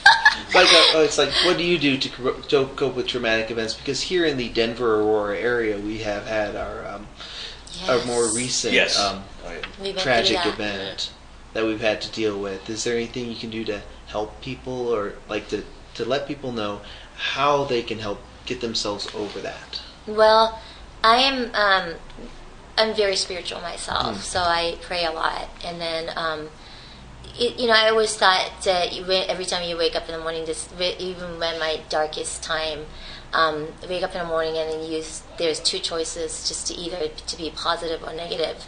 Then if there's nothing you can do about the situation, just meditate, pray, and then just be positive throughout the day, and then just bring out the positive energy to everybody you meet, and then you're kind of healing people by your attitude. And a lot of it is writing in the song as well, just venting it. So a lot of dark stuff kind of goes into it. Maybe that's maybe because I have a place to vent, like in the music, and that's why music is so great, because you're writing your own script, and so I vent in there, and then but as a person, I'm just like always trying to be like even keel, positive, and To answer your question, I would say community. That's what helped people in Japan. That's what helped anyone, even like 9/11. It was community. The people coming together, and in Reiko's case, her band has been her community. It's been her family. Yeah. And so it is that her way to express both musically and the community, her support group. So I like to all the questions around community. I have a slightly lighter question. Out of the songs that you guys have on your first album, this is the first album you put out with Lolita Dark, and out of these songs that are here, which ones? This is a question for each of the individual band members. Would you consider to be your favorite or the most personal meaning to you? Oh, funny. We were just talking about that yesterday. Patrick, you want to go first because you were just talking. I think the two songs, in my opinion, that really capture what we do is like Zesho and Tokyo Status. Like they have that energy to it, and it still has like a good depth to like the meaning behind the songs, and they they fit how we write, how we perform, how we do everything. But I mean, all the other songs on there still have a lot of emotion and hard work put into it. And there's lighter songs like Girls, and like there's just it's very diverse for still being very themed and like consistent. It's not like listening to one CD with 5 bands on it. It sounds like us throughout the whole thing, which I think is amazing. Yeah, we got a little musical ADD kind of. Just, at least I do. So, no, all of them. I would say all of them, because I can't really pick, I put something into all of them, kind of, It's so. like I can't pick any. It's they're like all my children. Your favorite child. That's pretty easy. Just like the one that's doing the best in school. Like there's the smart, intelligent one. All the other ones don't matter. Yeah. So I would say breakfast in bed for us. I like you this week. Oh yes. So which of these songs makes breakfast in bed for you? I like Death to Iris because I started off. That's such a drummer thing. But otherwise, I actually like the darker stuff. Personally, like I like Mad Times, Nothing at All, things like that. Yeah. I'm a little more darker. Maybe I'm part of that. Maybe I'm the part of Lolita Dark. The Dark. Okay. He's definitely not Lolita. No. He's not going to be wearing a dress playing the drums. But I like the other stuff too because I like very poppy hooks, and I like a little bit of a darker feel on top of poppy hooks. And then, dark. And speaking of darker. Darker than dark. Yeah. I wrote Insane when he was going through some darker time. Oh yeah, I never go through those. And so we've been best friends for years, and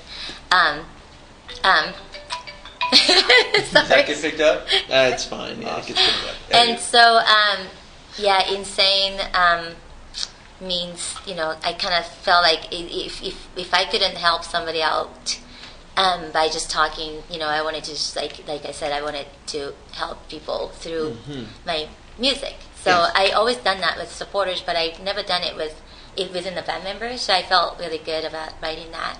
And then All Tyranny. It was written about my recent event with somebody who kind of was my really popular name. Yeah.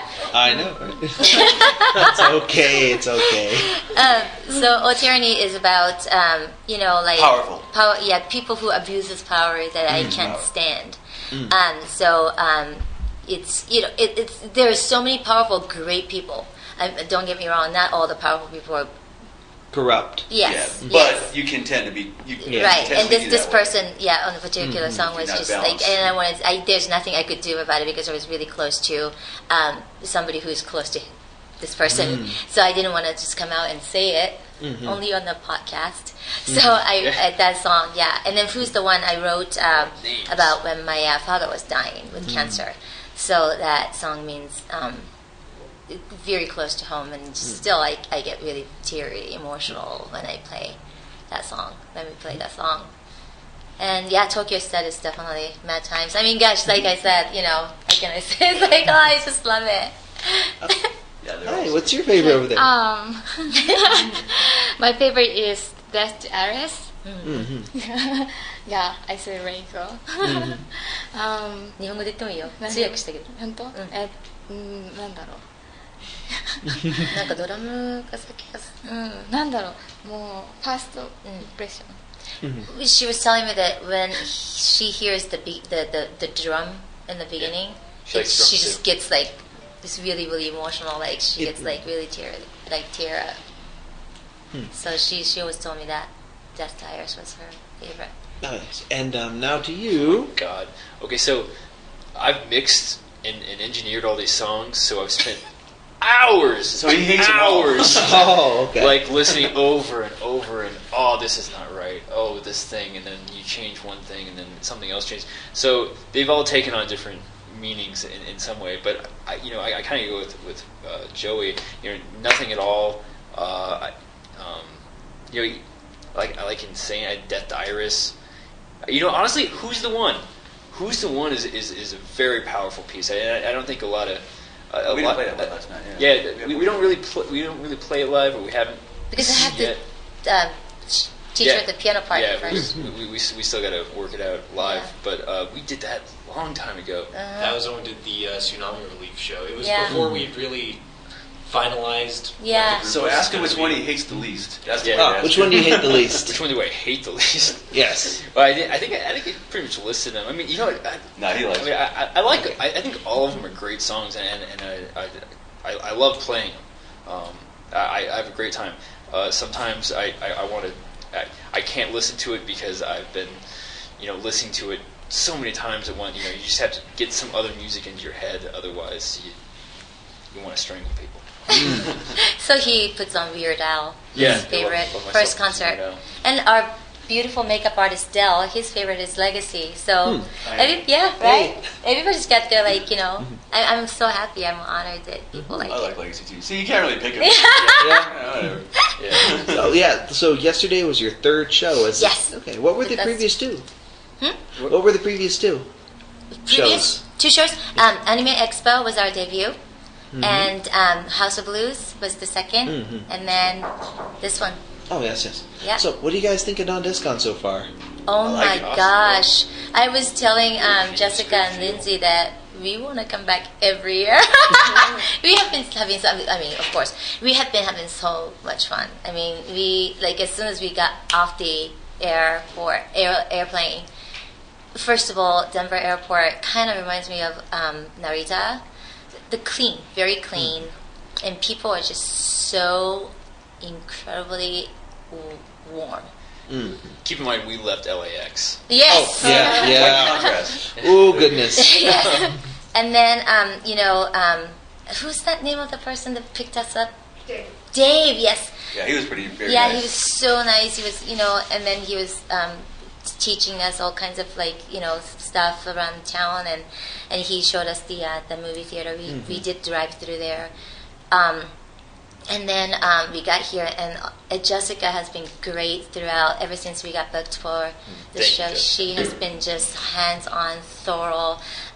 Every email, within 2 minutes, I hear from her, and then we, correspond with her and Lindsay, and, everybody has been just so... I mean, this is we have went on a U.S. tour from Boston to San Francisco, but this, with our label... But this has been the most organized, very, very super awesome tour, little mini tour convention. Well, it's all consolidated too. It's like which I kind of like. The Energy Expo's the player. You're so spread out. Yeah, you have to go to. Nobody really is concentrated in one place. They're all in their own. It's become kind of a community, but today, everyone kind of started meeting everyone.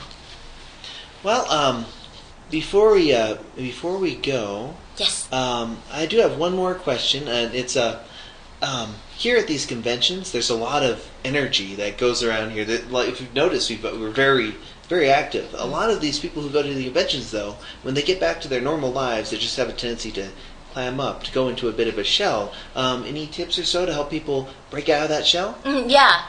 I have to say, it's just I really think that who cares what people think? Really, just if you stay true to yourself for the rest of your life, when you're in your deathbed, let's say if hopefully you're 85, 90, you don't want to just say, oh my gosh, what an amazing normal life we had. You don't want to say that ever. You want to say, oh my gosh, I was just so different, and I did this and I did that, and then just so many different things that you did, and then all of a sudden you just fall asleep into heaven. So just being different is everything, I think. That's what all the genius like Einstein and all those people, my father, myself too, just when everybody said, oh, no. When they point the finger at you, that means you're there, you won. And my motto is you're only here to amuse yourself. Yeah. There you go. It's really about breaking out of routine. As soon as you go back home, you got your familiarities. You're going to keep going to your familiarities. And as long as you keep going to those familiars, you're never going to experience anything different. And only when you experience something different are you able to adapt. And if you're not adapting, then you usually close off or clam up. But if you learn to adapt, like anything in nature, that's when you truly grow and mutate, if you will. Thank you very much for the interview. This has been Philip Wesley with Radio DMG. That's Philip Wesley, the Mile High Mouth, and I've been here at Non-Descon 2012 with... Lolia's Park. Yes. And say good night. Good night, everyone. Good night. You forgot to ask him about the dog. Oh.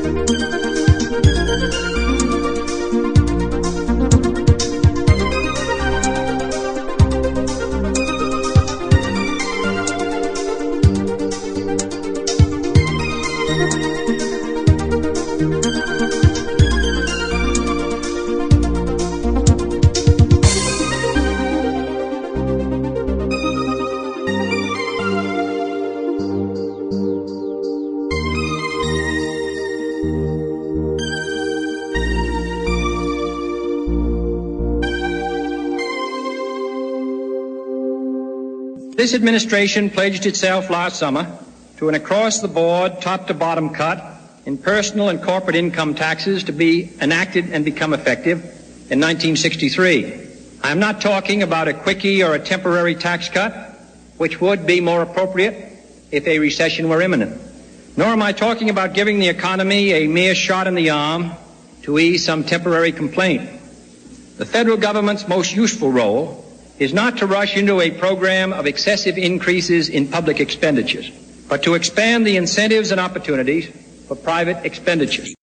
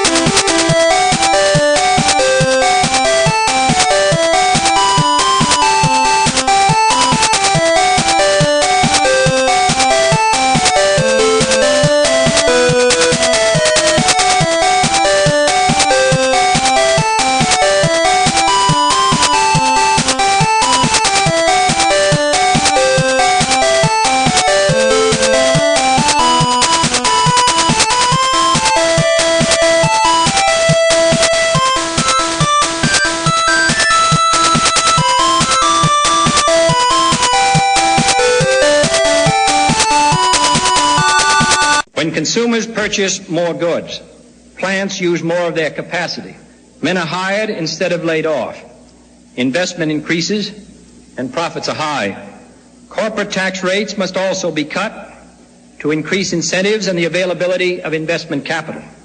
The government has already taken major steps this year to reduce business tax liability and to stimulate the modernization, replacement, and expansion of our productive plant and equipment.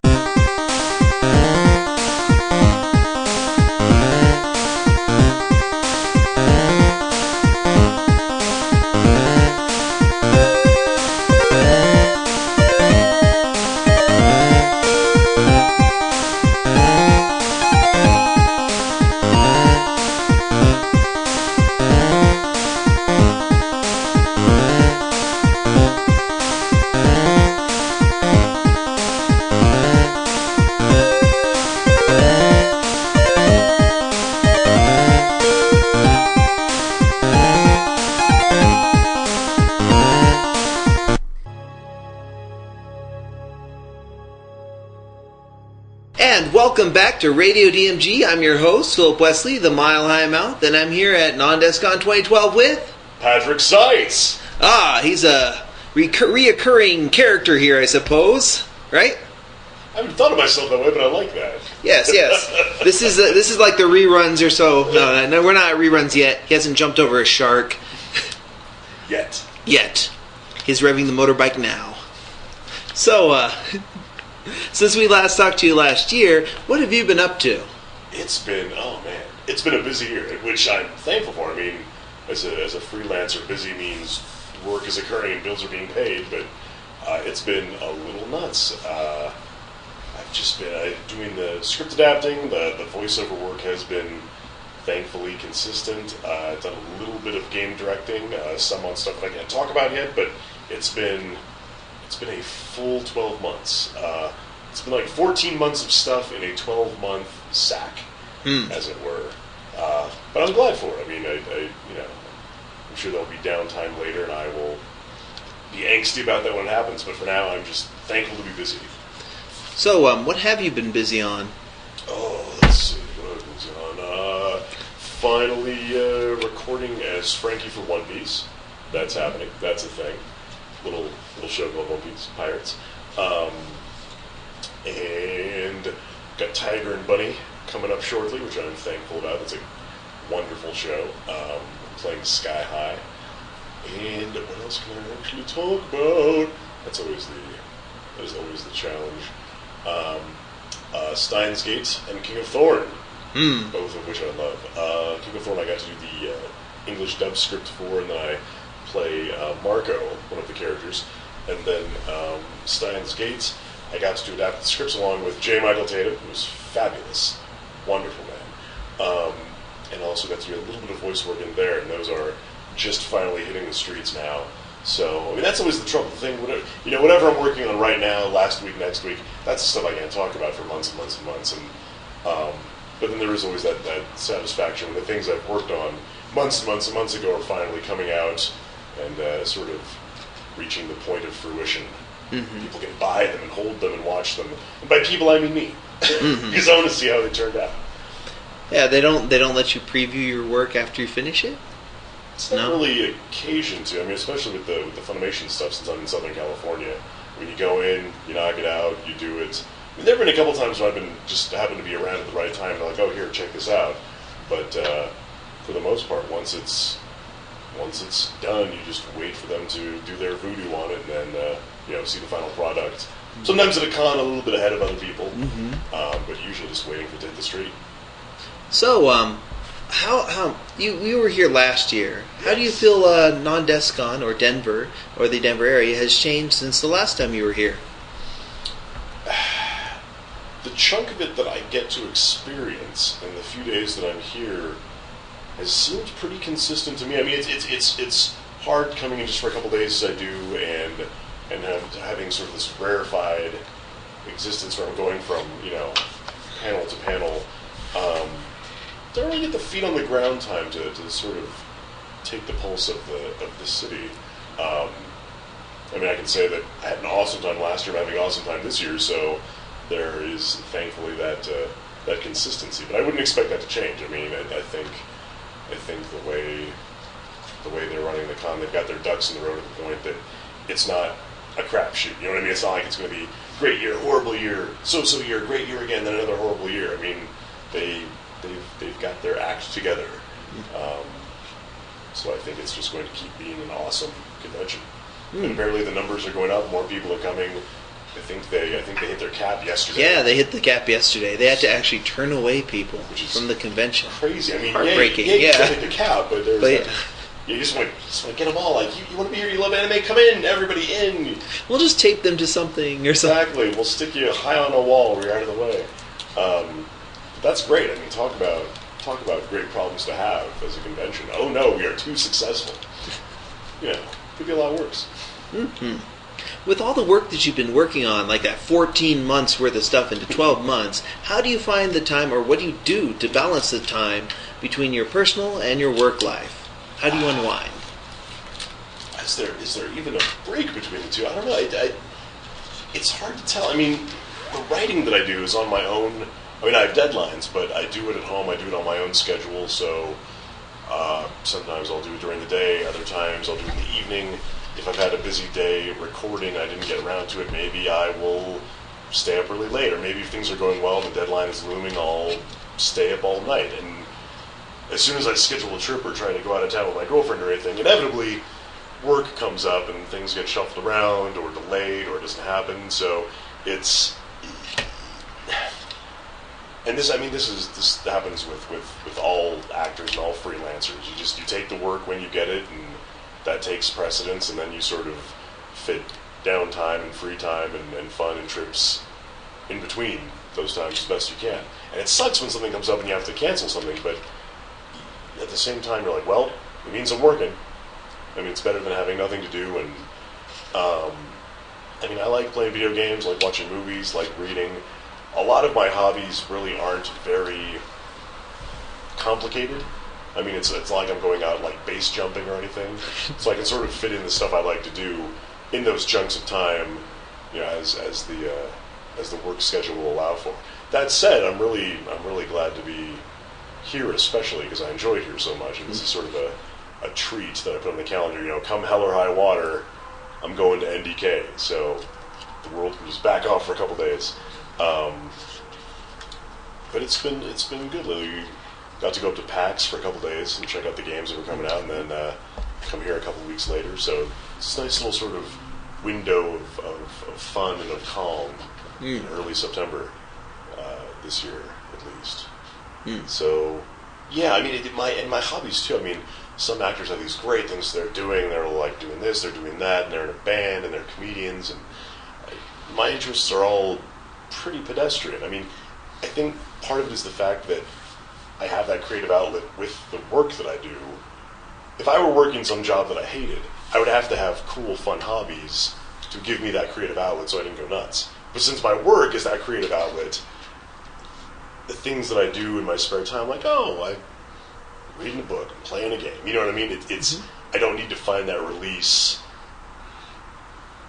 when I'm off duty, so to speak. So you love what you do, and you do what you love. That type of thing. I mean, if I were working some office job, I would probably be writing more stuff on the side or doing a web series or what have you. But since I'm writing as my work and I'm enjoying it, I'm not doing as much, sort of extracurricular, so to speak, writing on my own time. And sometimes I bum myself out about that, but I'm like, oh no, I'm getting paid to write, so I don't have the time or gumption to do my free writing. Shucks. Again, first world problem. Yes, exactly. So, how did you meet your girlfriend? Met her at Anime Expo 5 years ago. People always look at me like, oh, you nerds. No, it was actually great. Genion was having a booth for Helsing that year. They're doing a strong Helsing push, complete with the Alucard throne. They had the whole thing done up. It was really nice. And one of her friends was cosplaying as my character, Luke Valentine, which never happened because the two Valentine brothers, Jan Valentine is the one everyone cosplayed because he had the cool tracksuit and he swore a bunch. So, and especially at that point, I hadn't done tons of stuff. Just to see someone cosplaying my character was a novel and mind-blowing experience. And she came through the line with her friend, and I freaked out. And her friend and I took a bunch of pictures because, oh my God, she's my character, and I'm the voice. And just got to talking to them and kept talking, and we just kept talking over the MySpace, just to MySpace, to sort of date it in time. Just sort of, but we met at Anime Expo. Wow, 5 years. Yeah. Looking to get serious? Oh, that is me being serious. If she's put up with me for a whopping half of a decade, so I assume I'm not going to drive her nuts anytime soon. Hopefully. Assuming my behavior doesn't degrade. Yeah, just gotta keep away. It's like, just keep employed, right? That type of thing, right? There are worse people to date than me, I'm sure. Yeah. So, what's your favorite part of NDK? Oh, man. Favorite part of NDK? All of your panels. It's tough. I've had good panels. People are really respectful. The fans are having a good time. It's a really tightly run ship. I don't even know if I can distill it down to one element. It all just works together really, really well. I don't think I can showcase any one piece. It's just there are some cons where this thing is good and that thing is not so good, and you can sort of divide them. But this one, I think, you sort of have to take as a whole because they've really got it working well as a whole. I'd say, at the risk of sounding like a cop-out answer, I'd say the whole damn thing. It's like, pure stock answer number one. No, just kidding. It is kind of tough to decide on those. And what do you think of the cosplay this year, though? It's amazing. I was actually commenting to my girlfriend. It seems like, not everybody, but there's a really high number of people that are cosplaying. I also realize that you notice them more than the people that aren't because it's more visually arresting because they've got something on. But there's a lot of folks cosplaying, and they're really good at it. I say that as someone, I'm not good at drawing things, I'm not good at making things, I'm not good at crafting things. So when people aside from words. Well, yeah, I mean, you know, the intangibles. Yes. But to see someone be like, here's this armor that I made, that's voodoo to me. I mean, I get so impressed by the stuff that people make. And again, all in their own time. No one's paying them to do this. The money they spend on it, the man hours they put into it, and all, you know, quote unquote, just for a hobby. It's really, really impressive. And it's not something that I could ever do. I mean, you could give me unlimited cash, unlimited time, and I'd go out there looking like I was wearing a refrigerator box with some, like, you know, silver spray paint on it. So I'm impressed. It's a refrigerator Gundam. Basically, yeah. The new series from Tomino. Gundam refrigerator. It's like right after Unicorn. Yes. It's a unicorn refrigerator. It's got a horn. It's got a horn and, yep. And frozen vegetables inside. Yep, that's part of the attack. Somewhere there's political intrigue that has to do with, like, lettuce. It'll be like Spice and Wolf. I would watch that show. Gundam refrigerator unicorn. Make it happen. Oh, absolutely. So, going back to your writing, how do you handle those times when you're sitting down and you're looking at the page and you're like, I don't have anything to put here? How do you deal with those? Thankfully, with the anime script adapting at least, I'm never completely out to sea just because I already have the video elements. It's already animated. You know, the plot is already there. I really only just have to worry about fine-tuning the dialogue for an English-speaking audience, making sure it fits the flat, making sure that the characterizations are consistent. So, at least with the work I do for anime, I'm never faced with blank page, OMG. That said, you know, the screenwriting stuff I've done, I've had those moments. But for me, personally at least, I find deadlines to be a great motivator. It's not always to my credit. Sometimes if I don't have a deadline, if it's just left up to me to write something, you know, that I want to do, I'll just let it slide. But if somebody gives me a deadline, suddenly I am in, like, good worker bee mode. I will meet that deadline. I will go to stupid lengths to meet that deadline. Even if it's just some arbitrary number somebody gave me. I mean, that's sort of what I did. I was a creative writing major, and then I did it again for grad school, and that's part of what the program is just a series of externally imposed deadlines that you then adhere to. I find a lot of times just walking away from it for a while and coming back helps. Staring at the page, you start psyching yourself out. You're like, why am I not writing? Oh my God, I'm wasting time. Nothing's coming. Just putting it down, reading a book, playing a game, watching a movie, taking a nap. Running off to In-N-Out Burger or something. You know, something. Just getting away from it and coming back the next day or a little bit later, and suddenly your brain has had a chance to do something else. You're like, oh, okay, I've got something I can do. Other people, and I've tried this sometimes, they say just write. Even if you don't have an idea, just start writing. Just prime that pump. And maybe you'll write a couple pages or a couple paragraphs that are kind of crappy, but eventually your brain will be like, okay, we're writing. Here are some ideas. And then you can just get rid of the stuff that you started with that was just sort of get the ball rolling. So, a couple strategies. So, real quick question. This one has to do with what you've been working on. Why should we be excited about Tiger and Bunny and Steins Gate? Sell them to me. Tiger and Bunny it's superheroes. Everyone loves superheroes. And they especially right now, are sort of the genre du jour. I mean, we have seen that you can take sort of this cloistered niche, quote-unquote, nerd pursuit, put it into movie form, and make $1 bajillion. And it's about superheroes who are basically doing a reality show, going around, saving people, getting points. Also, it's sort of the buddy cop flick genre, which is really fun. You've got the old guy who's sort of jaded and seen it all, and he's the old guard. And then you've got the new up-and-comer who's the hotshot, and he's got his own ideas. And there are reasons that these, tropes are so popular, because they work, they're fun. It's, I think it's also, for the people that who care about this sort of thing, it's the kind of thing that you can show someone who's not an anime fan, and I think they'll dig it. I mean, there's some shows where it should not be your first anime, but Tiger and Bunny is one of those that I think could be for folks. It doesn't have a real high bar for entry. It's superhero buddy cop show doing their thing. I mean, the live action one could have Bruce Willis and Justin Leonard-Levin. Oh, I was gonna go for a guy who plays Iron Man, and then his name just slipped out. Like, Robert Downey Jr. Yeah. Let's do that. Yeah. But Totally. Again, it's that sort of thing that would work with the Western sensibility. Mm-hmm. You really don't have to meet it halfway. You can be like, I live in the U.S., I don't know about Japan, I don't know about anime, and be like, here, watch this thing, and dig it. Mm-hmm. And Steins Gate, probably the best show I've ever worked on. I mean, even just the Japanese version, you're already starting with something that's so finely crafted and nuanced. It's amazing. It is an amazing show. So just amazing. Yeah, I realize that's not very articulate as far as selling people on it, but I mean, I've worked on a lot of things, and this is right up there. I would highly recommend people to watch it.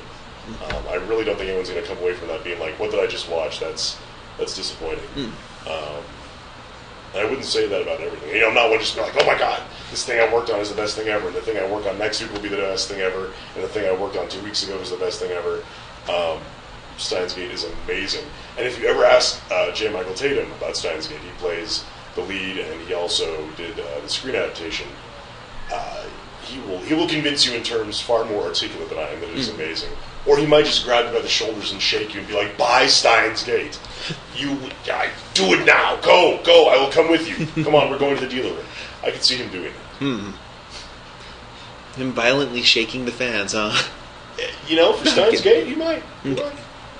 Well, we gotta wrap this up a little bit. So, anything you'd like to plug before we go?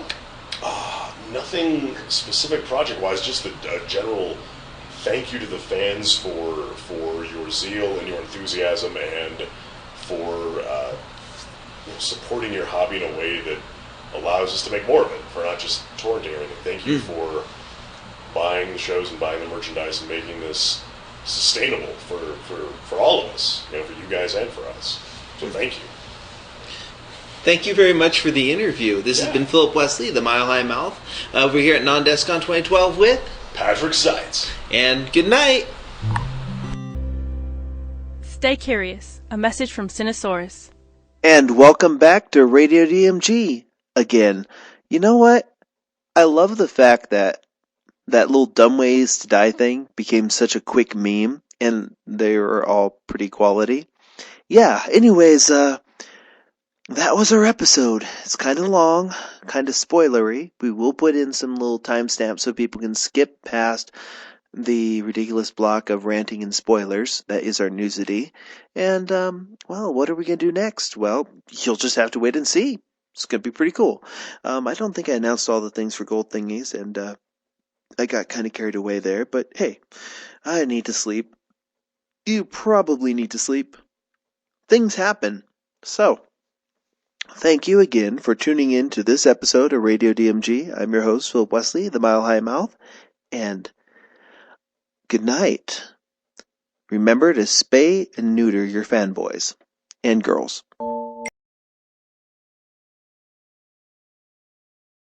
Morning, Maya.